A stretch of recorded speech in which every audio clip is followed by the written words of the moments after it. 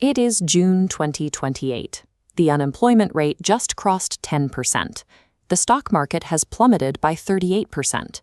We didn't suffer another global pandemic. There was no subprime housing collapse, and the banks didn't commit widespread fraud. The actual culprit was artificial intelligence. It did exactly what we engineered it to do, and it was entirely too successful. It took merely 2 years for a booming tech sector to chronologically break down into a global economic catastrophe. We are living through the consequences of abundant machine intelligence. It turned out to be an economic pandemic rather than a panacea.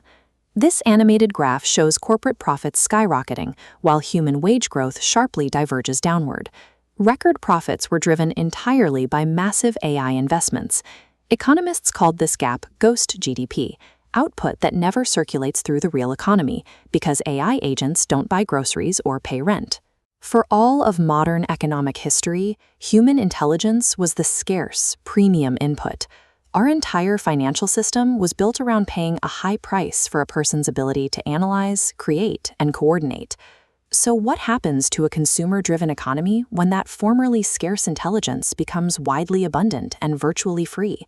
When the most critical economic input drastically reprices to near zero, the institutions built around its scarcity simply cannot survive the shock.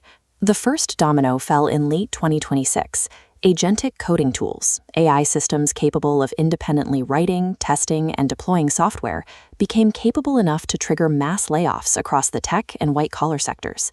This diagram illustrates the displacement spiral. Companies execute layoffs, which generate operating expense savings. They use those OpEx savings to buy more AI capability, which makes the AI better, leading to even more layoffs.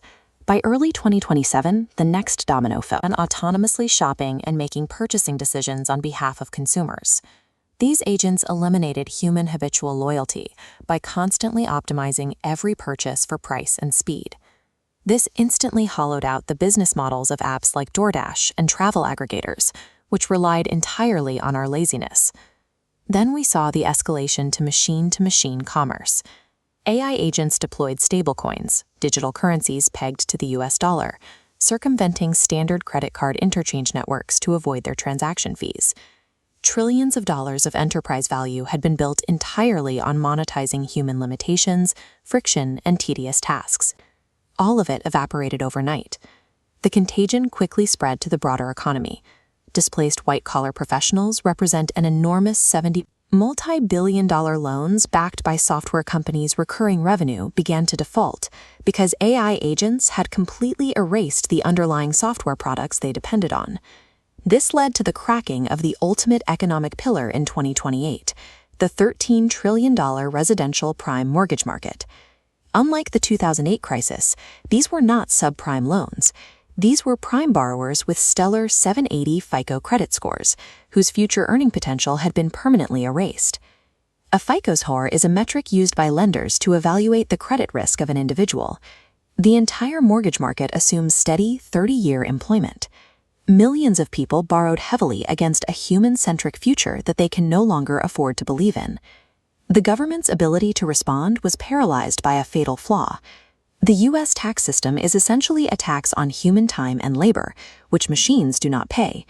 This created a brutal mathematical paradox. The government needed to print trillions of dollars to support displaced workers at the exact moment its human-based tax revenues were rapidly plummeting. But you are not watching this in 2028.